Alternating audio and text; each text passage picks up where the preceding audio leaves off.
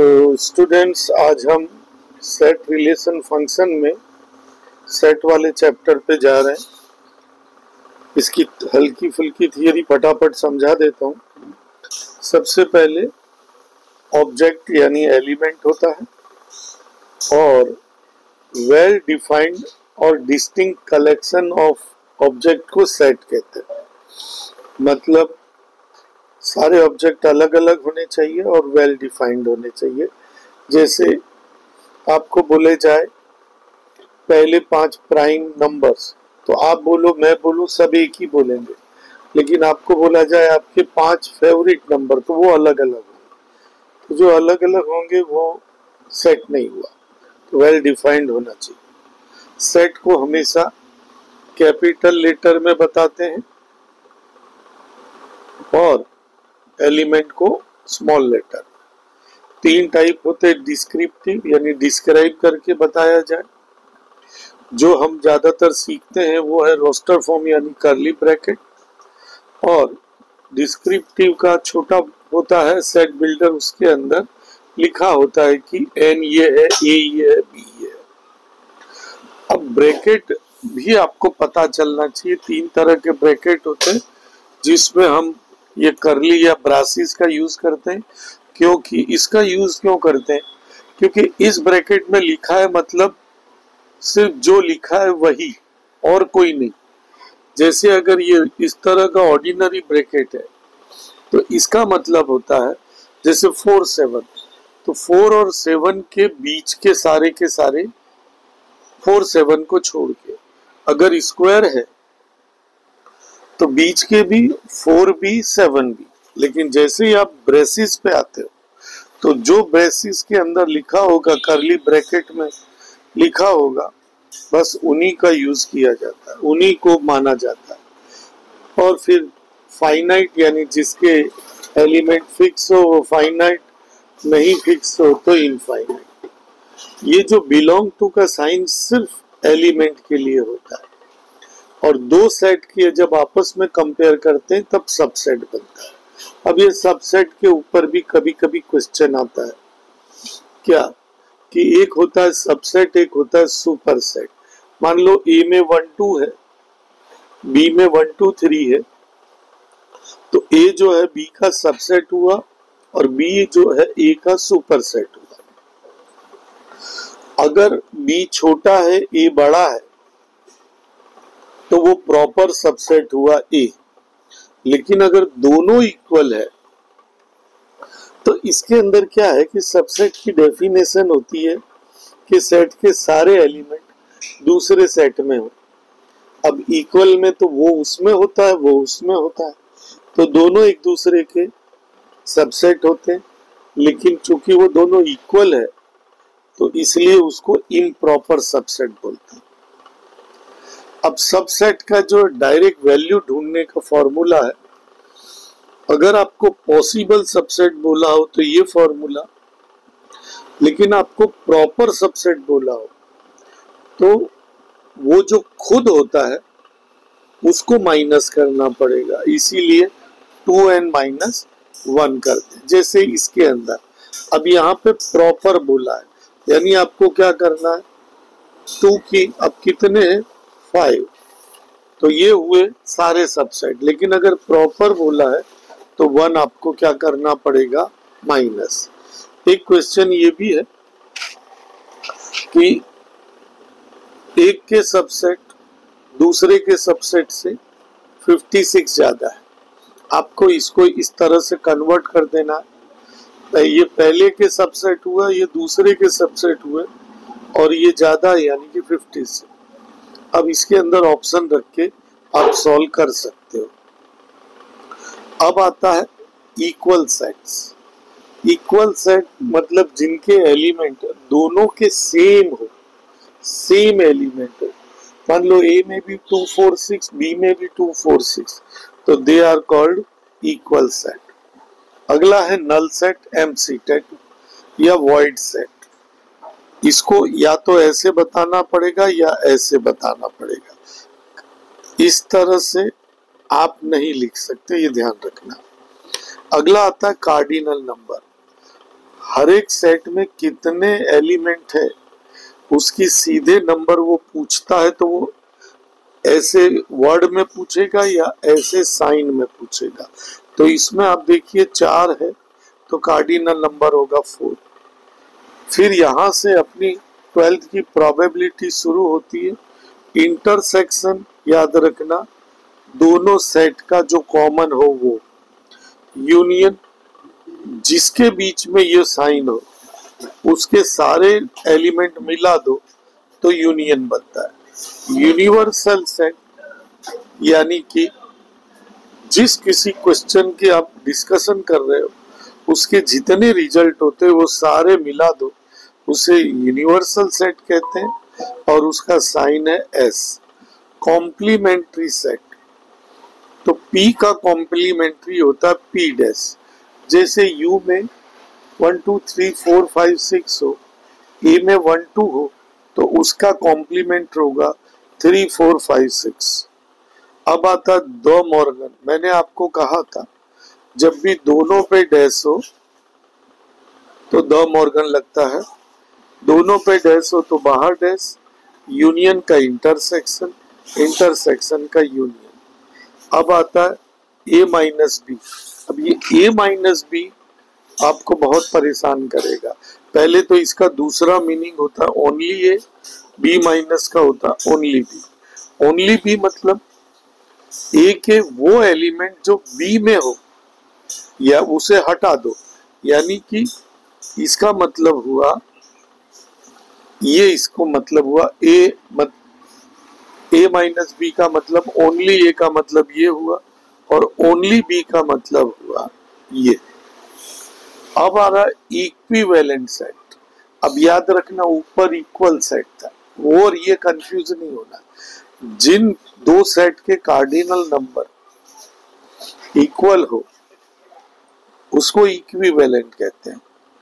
ये देखो इसका कार्डिनल और इसके कार्डिनल इक्वल है तो इक्विवेलेंट। अब आता है पावर सेट। पावर सेट किसे कहते हैं? कोई भी सेट के सारे सबसेट बनाए जाए और उस सबसेट का एक सेट बनाया जाए।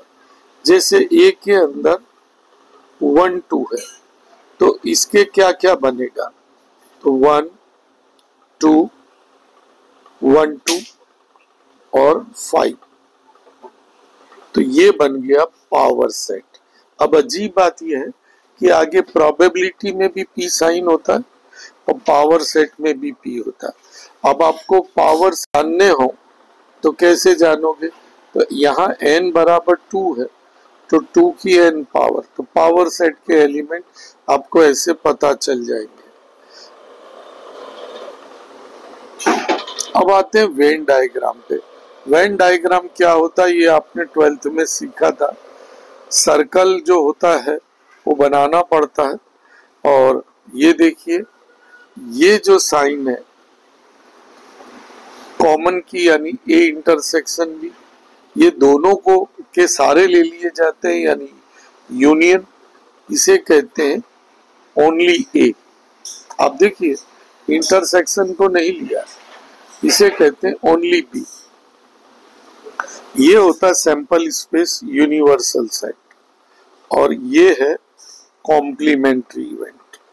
अब इसमें हम जैसे ये पूछा है क्वेश्चन नंबर 2 कि ए के अंदर 40 है, बी के अंदर, बी में ये वाला नहीं है, हाँ ये सॉल्व, ये वाला क्वेश्चन है 1। ए के अंदर 40 है, बी में 20 है, सी में 10 है और 5% A and B, 3% B and C, 4% A and C और तीनों में ये है। अब उसने पूछा क्या है वो देखिए, उसने पूछा ओनली ए। अब आप ये देखिए कि आपको जब भी कभी 3 इवेंट का बनाना हो तो ये सेंटर से शुरू करना है। इंटरसेक्शन में ये तीनों का इंटरसेक्शन। अब ए और बी का इंटरसेक्शन 5 है, ये है 5, तो 2 इधर गया तो 3 इधर गया जब 5 होगा।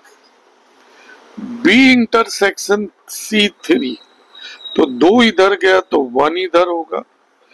ए इंटरसेक्शन सी 4 है, तो 2 इधर गया तो 2 इधर होगा।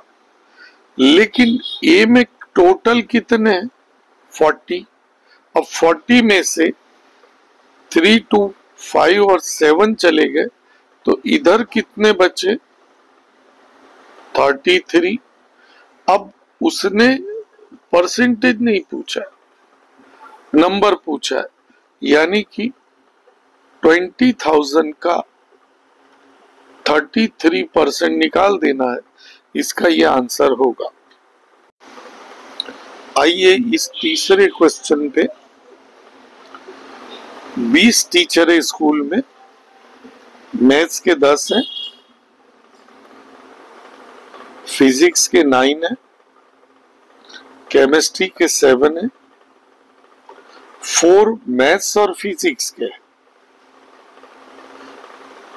मैथ्स और केमिस्ट्री का कोई नहीं है, और पूछा है केमिस्ट्री और फिजिक्स के कितने और ओनली फिजिक्स के कितने। अब आपको ये जो बनाया है हमने, इसको समझना पड़ेगा। यहां पे आपको मैथ्स और फिजिक्स का इंटरसेक्शन दिया है 4, मैथ्स और इसका, तो ये और इसमें कोई कॉमन नहीं है तो दूर बनाया। अब जैसे ही आपने यह 4 लिखा, अब यहां पे 10 है तो बचे हुए 6 इधर आएगा। अब ये फिजिक्स वाले 9 है, लेकिन हमको ये नहीं पता है कि यहां कितने होंगे, हमको सिर्फ ये एक ही दिया, ये भी नहीं दिया, ये भी नहीं दिया। तो हमें क्या करना है, फिजिक्स और केमिस्ट्री को x माना। अब फिजिक्स वाले टोटल है 9, ये x है, ये 4 है, तो यहां आएगा 9 माइनस 4 माइनस x, तो यहां आएगा 5 माइनस x। अब केमिस्ट्री में हमारे पास 7 है, इधर x है, तो इधर आएगा 7 माइनस x। अच्छा, स्कूल में ये जो 20 है, ये सबका टोटल दिया ऐसा मानेंगे, तो ये 6, ये 4, वो 5 माइनस x, वो x और वो 7 माइनस x, ये सबको जोड़ के उधर फेंका, और ये जो है तो x आ गया 2। इसका मतलब क्या हुआ, फिजिक्स और केमिस्ट्री वाले 2 है। अब जब ये 2 यहां रखा, 4 यहां रखा, तो ये आ गया 3, तो इसका आंसर आएगा 2 and 3। ये क्वेश्चन लेते हैं 13। बोलता है कि सेट बताओ, सेट क्या होगा। तो आपको क्या करना है, यहां हमको इशारा दिया है इंटीजर लेना। अब इंटीजर ये नहीं बोला पॉजिटिव नेगेटिव, यानी कुछ भी ले सकते हैं, तो x की जगह वैल्यू रखनी है। ये रहा हमारा क्वेश्चन। मान लो x की जगह 2 रखा, तो -1 की -2 पावर, यानी -1 नीचे चला गया। अब -1 का स्क्वायर 1 होता है, 1/1 यानी 1, इसका आंसर आया 0। अब 1 रखा, -1 नीचे चला गया, ये -1 रहेगा, यहां भी -1 है, प्लस हो जाएगा, आंसर आया 2। अब 0 रखा, तो 1 की -1 की 0 पावर यानी 1 होता है, बाहर आने पे 0। 1 रखा, ये -1 होगा, 2 माइनस है, 2 आ जाएगा। 2 रखा, ये +1 होगा, बाहर आएगा -1, 0, यानी इसका आंसर आएगा 0 से 2, 0 and 2। अब एक 17 नंबर सवाल आपको परेशान कर सकता है। आइसोसेलेस, एक आई जो है वो सेट है आइसोसेलेस ट्राइंगल का, और ई जो है वो इक्विलेटरल का है। अब बोलता है कि कौन किसका सबसेट है। अब अगर आपको आइसोसेलेस और इक्विलेटरल इनका मीनिंग नहीं पता है तो you can not solve this sum. Isosceles में याद रखना है एटलीस्ट टू साइड्स इक्वल, और इक्विलेटरल का होता है थ्री साइड इक्वल। यानी कि ये थोड़ा बड़ा डील बता रहा है कि कोई भी दो साइड कम से कम इक्वल हो, और ये एकदम रूढ़ी चुस्त बोलता है तीनों साइड इक्वल हो। ये देखिए यहां पे ये जो ये देखिए ये दो साइड इक्वल है, तो सी ये ई एफ जी भी आएगा आइसोसेलेस में दो साइड इक्वल, और ये भी आएगा ए बी सी भी। क्यों? आइसोसेलेस में दोनों आ सकते हैं, जिसकी दो साइड इक्वल हो या जिसकी तीनों साइड इक्वल हो, क्योंकि वहां वर्ड है एटलीस्ट। और इक्विलेटरल का मतलब रूढ़ी चुस्त, जिसकी तीनों साइड इक्वल हो, यानी कि सिर्फ यही आएगा। अब आप ये देख के समझ सकते हो कि ई जो है आई का सबसेट होगा। अब ऐसा ही एक सवाल और है 18। आइसोसेलेस राइट एंगल, ये आर है और आइसोसेलेस आई है, कौन किसका सबसेट है? अब आइसोसेलेस राइट एंगल में दो शर्तें हैं। आइसोसेलेस होना चाहिए, जैसे ये 4 ये 4 ये 5, ये आइसोसेलेस भी है राइट एंगल भी है, तो इसमें दो शर्तें हैं और इसके अंदर सिर्फ बोला है आइसोसेलेस। तो ये जो है आइसोसेलेस राइट एंगल, इसमें सिर्फ ए बी सी यही आएगा। और जब आप आइसोसेलेस की बात करोगे तो ये भी आइसोसेलेस है और ये भी आइसोसेलेस, तो इसमें दोनों आएंगे।